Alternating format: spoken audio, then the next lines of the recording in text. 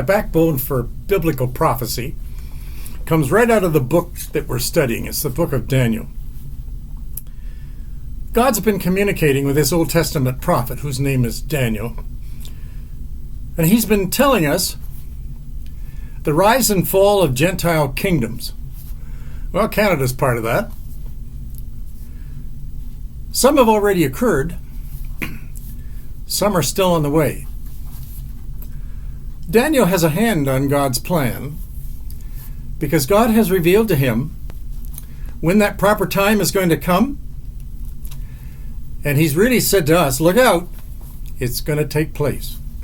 Nebuchadnezzar, the Babylonian monarch, in our story today in chapter 4, is going to have another dream. And Daniel, the Hebrew fugitive, he's going to interpret it. And you and I are going to look at what's going to happen tomorrow, because that's what he's going to tell us. And it's all going to take place, and we're going to read about it here in this 4th chapter. Nebuchadnezzar, having this strange dream, I've been reading it. I'm going to describe it to you. And I want you to see if you can make any sense out of it.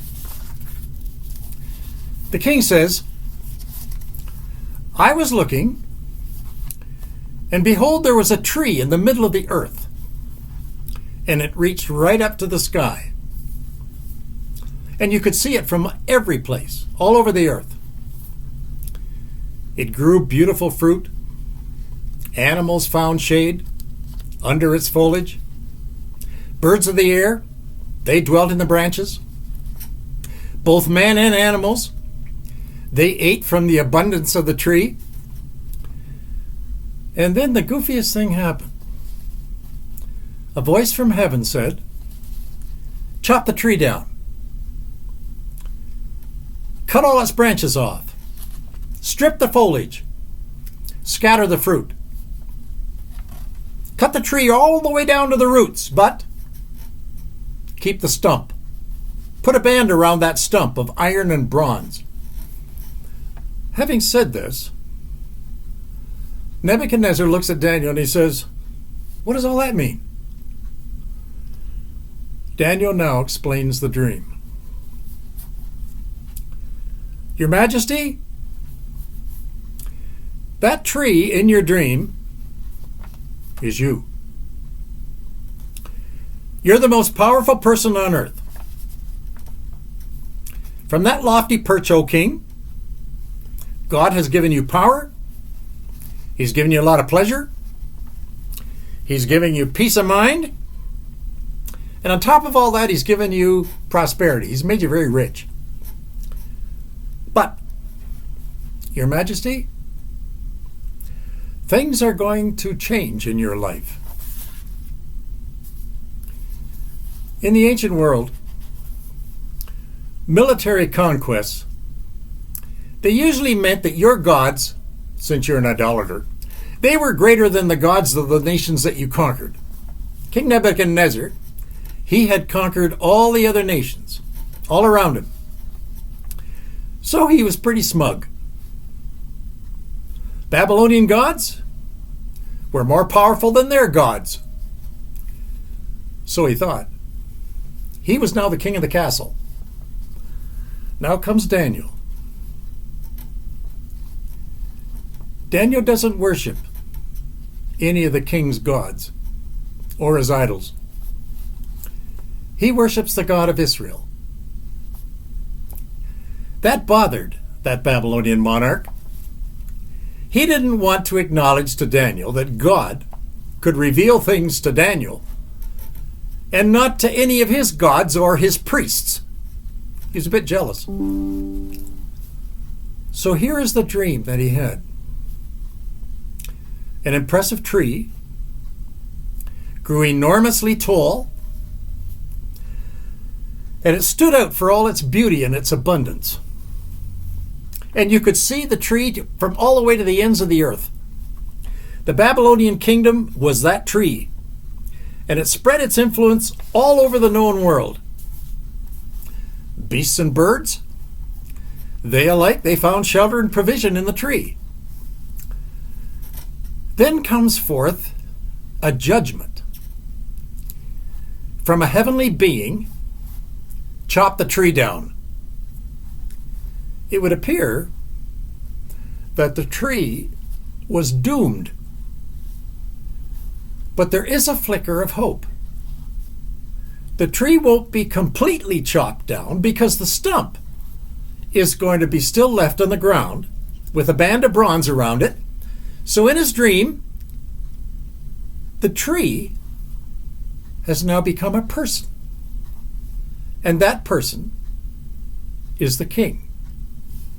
This is where the king turns to Daniel for help. He needs Daniel's God to give him a revelation of what's coming down the pike. What's next? Listen to what Daniel now tells him in verse 19. You, O king, you are that tree. You have become great, and you become strong, and your dominion extends to the distant parts of our entire earth. But you're going to be driven from your people, and you're going to be driven from your throne, and you're not going to return until you acknowledge that God in heaven rules, not you. That command to leave the stump of the tree with its roots means that your kingdom is going to be restored. And it's going to be given back to you. And when you acknowledge what I said, verse 19, Daniel then told the ruler, my lord, if only the dream applied to those who hated you, that's one thing. But it doesn't. It means you. Daniel explained the destruction of the tree and the transformation of the stump. And here's what Nebuchadnezzar heard from Daniel. You will no longer be king on your throne, and it'll be taken away from you because you didn't recognize the God in heaven as your ruler. Verse 27, King, I want you to change your ways. And like that stump left at the bottom of the tree, your kingdom will be once again restored. It'll be restored back to you. God's going to give it back to you. 7 whole years pass since that conversation with Daniel. Nebuchadnezzar experiences the fulfillment of that dream. But you know what's going to happen to him? He's going to suffer mental illness. He's going to behave like a wild animal. He's going to be fed in the field by eating grass. He's going to be completely out of his mind for 7 years. It does come to an end, however, at the end of those years. The Bible tells us that he was finally humiliated. The monarch realized what had happened. His mind was once again restored, and everything about him came back to his senses. Let me tell you himself what he said. Verse 34. I bless the Most High God and praise honor to him who lives forever. His dominion is an everlasting dominion, and his kingdom endures from generation to generation. All the inhabitants of the earth are under his rule. That's a different statement than we've just heard. God then gave him back his former position of authority. And he even multiplied his greatness. When God did that, the king said further words, verse 36. Now I, Nebuchadnezzar, praise, exalt, and honor the King of heaven for all his works. They're all true, and all his ways are just. He's able to humble those who walk in pride. Boy, I like those last words. Imagine the ruler of the greatest nation on earth has just said he is able to humble those who walk in pride. Here was this big shot who thought he had everything, and then he found he had nothing. He became like a wild animal out in the forest and out in the field, eating grass. Before he had his dream, his subsequent banishment, he was a pagan idolater. And that king kept adding gods and gods and more gods to his pantheon. And then everything changed. New life sprung from the stump. And he now worshiped the King of Heaven only. Here's what I want you to catch from our story today. God is no respectful of persons. He can save the high and the mighty, as well as the lowly. Why do kingdoms rise and fall? Have you ever asked yourself that? Every kingdom on earth has gone through the rise and the fall. One of the kingdoms that I want you to understand, it ruled for 1,000 years. And it had a fall, and it was never restored. Scholars have studied it very closely, and they wanted to know why. Why would a kingdom so successful fall apart? Well, I'm talking about the Roman Empire. There's a man by the name of Edward Gibbons. Remember that name. He wrote a 6-volume work on the rise and fall of the Roman Empire. I've read it. It's not easy reading. What he said was, nations and empires, they had births and they had deaths, just like people do. And his theory has been proven true. A cycle has been discovered about the birth and death in nations, and every nation. Here's the pattern of the cycle. Everything follows it. The nation goes from bondage to spiritual faith. From spiritual faith, it goes to courage. From courage, it leads to liberty. From liberty, it goes to abundance. And then once you have abundance, abundance becomes selfishness. And from selfishness comes complacency. From complacency, it becomes apathy. And then from apathy, then you become dependent. Dependency, finally, dependency turns you back into bondage. Somebody else takes over. Every cycle follows the very same pattern. The nation of the free world right now are all facing it. We in Canada and in the United States, everything on this continent, it's right on the verge now of what Gibbons has written. When the Roman Empire collapsed, here's what Gibbons found as the dry rot that destroyed the timber. The nation of Rome really committed suicide. And there were 5 reasons. Here's the first one. There was a rapid increase in divorce and the undermining failure in the family. Have you seen that before? Here's the second one. Taxes spiraled out of sight. And there was extravagant spending of the government in the capital. That's not far off. Here's the third mean. There was a mounting craze for entertainment and pleasure. This is the week of the Super Bowl. Do you think there'll be anybody watching? 4, there's a huge buildup of military armament, but the real enemy was within its own walls. That nation suffered moral decay. And then the last one, 5, the people had no guide. Their religion and their faith all faded. Abraham Lincoln, he knew something of that. He said that if a nation is to be destroyed, it'll come from within. It won't come from without. Let me tell you about a little empire that I read about. I think you'll like this empire. It's fascinating. The empire comes from the honeybee, that little insect. He's an amazing creature. When God put that little critter together, I just stand back and I'm full of wonder. You know, honey is a very complex substance. That little bee, it ingests nectar, processes it, and stores the manufactured substance in a honeycomb.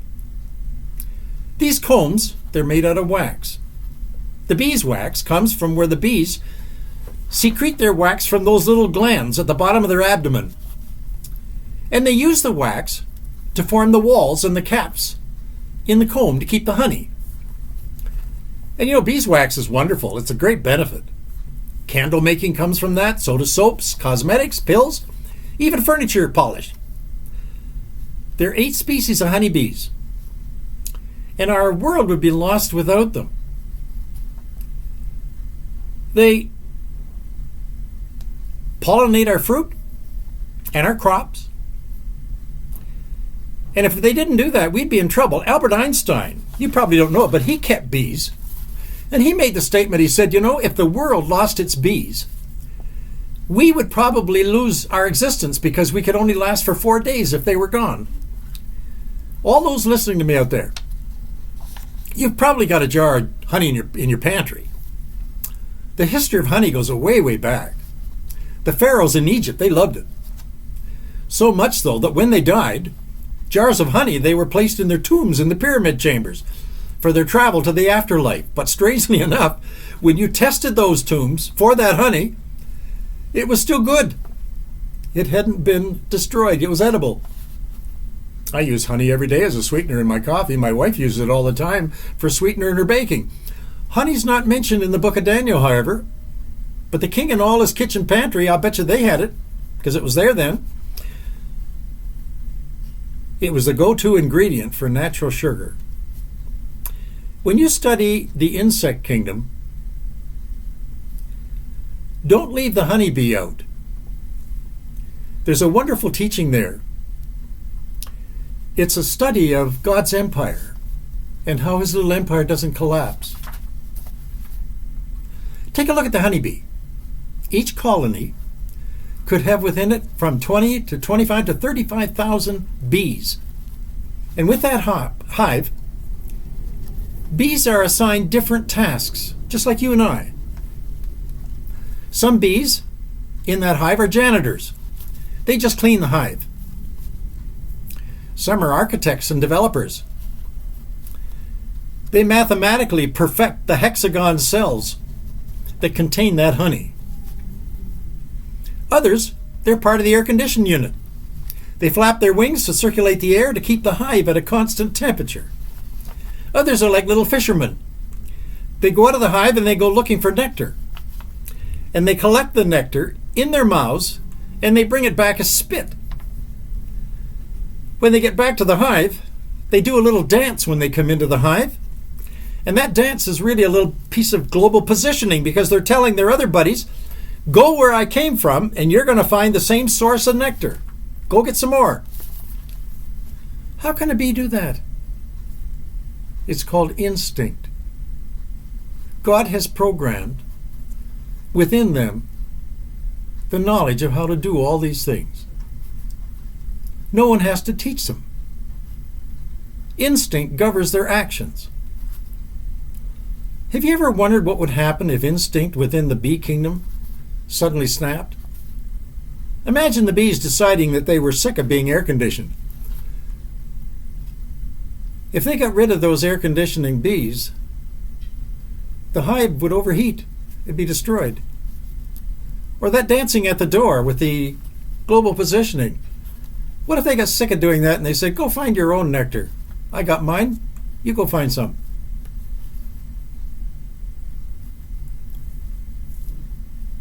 If there ever was a bee that could go and do all the work, what would mankind be like if we all behaved just like our first parents did in the garden?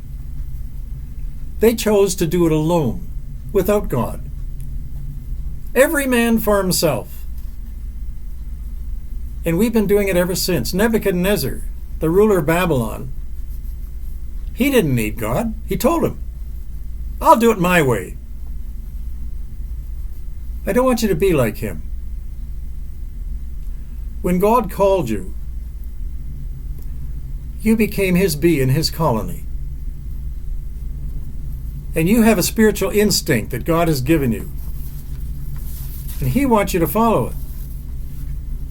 I can summarize the 4th chapter of Daniel with one word. Do you know what it is? It's the word obedience. Why in life do we find it so difficult to obey? To a Christian, guidance is everything. It took the ruler of Babylon most of his life to figure that out. When you became a Christian, God placed within you a brand new instinct, just like he did in the beehive. And he said to you, follow me. I want to lead you to some brand new nectar. And you're going to be making my honey. This chapter of Daniel, when you look at it, is a very exciting chapter. Do you know what's coming in the next chapter? Well, I'm not even going to give you a hint. You come back next week and I'll tell you.